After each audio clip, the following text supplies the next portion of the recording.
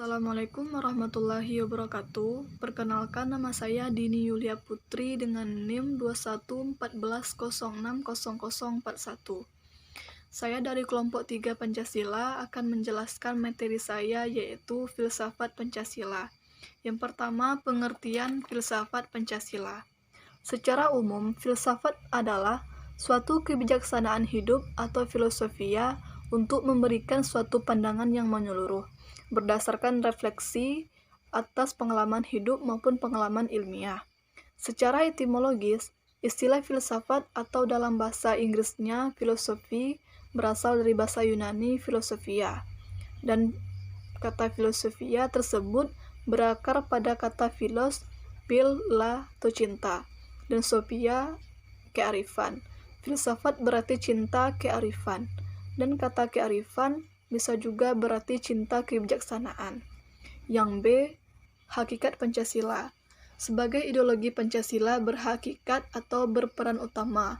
Yang pertama, pandangan hidup bangsa. Yang kedua, dasar negara dari tujuan nasional. Hakikat Pancasila diwujudkan dalam garis bergaris besar daripada haluan negara atau GBDHN, seperti Propenas yang lebih lanjut dilaksanakan dalam bentuk Repetanas. Dengan demikian, hakikat pandangan hidup Pancasila berbentuk norma moral bangsa Indonesia. Hakikat dasar negara Pancasila berbentuk pada norma hukum negara Indonesia.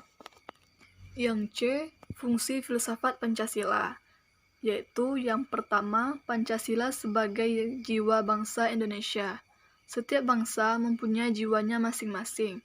Pancasila sebagai jiwa bangsa Indonesia berfungsi agar Indonesia tetap hidup dalam jiwa Pancasila. Yang kedua, Pancasila sebagai kepribadian bangsa Indonesia. Pancasila sebagai kepribadian bangsa Indonesia yaitu sebagai hal yang memberi ciri khas bagi bangsa dan menjadi pembeda dari bangsa lain. Yang ketiga, Pancasila sebagai sumber dari segala hukum. Mengatur semua hukum yang berlaku dari negara Indonesia. Semua hukum harus patuh dan menjadikan Pancasila sebagai sumbernya.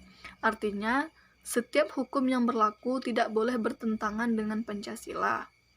Yang keempat, Pancasila sebagai pandangan hidup bangsa Indonesia, masyarakat Indonesia harus menjadikan Pancasila sebagai petunjuk atau pedoman sehari-hari.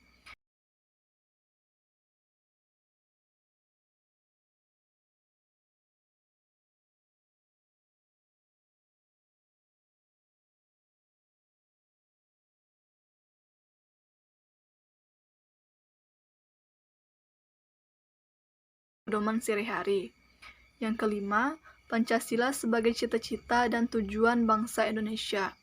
Pancasila dimuat di pembukaan Undang-Undang 1945 hari ini menjadikan Pancasila sebagai tujuan dari cita-cita bangsa Indonesia.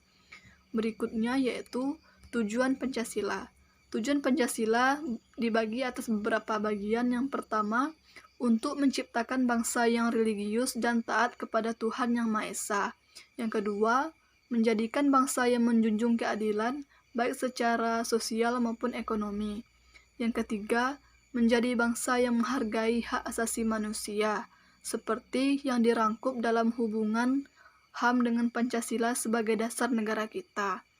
Yang keempat, untuk menciptakan bangsa yang menjunjung tinggi demokrasi. Berikutnya, E, objek filsafat Pancasila. Objek filsafat Pancasila dibagi atas dua. Yang pertama, objek material dan objek formal. Objek material yaitu objek yang secara wujudnya dapat dijadikan bahan telaahan dalam berpikir. Sedangkan objek formal adalah objek yang menyangkut sudut pandang dalam melihat objek material tertentu. Berikutnya F, filsafat Pancasila menurut para ahli. Filsafat Pancasila menurut para ahli, yang pertama menurut I.R. Soekarno. Filsafat aslinya Indonesia yang diambil dari budaya dan tradisi Indonesia dan akulturasi India, dikembangkan sejak tahun 1955 hingga berakhirnya kekuasaan pada tahun 1965 silam. Yang kedua, filsafat Pancasila menurut Sueharto. Filsafat Pancasila adalah sebagai filosofi menurut para ahli, sebagai filosofi yang mana disponsori Departemen Pendidikan dan Kebudayaan semua elemen. Sampai di sini penjelasan saya. Kalau ada salah, saya mohon maaf. Saya tutupi dengan membaca Assalamualaikum warahmatullahi wabarakatuh.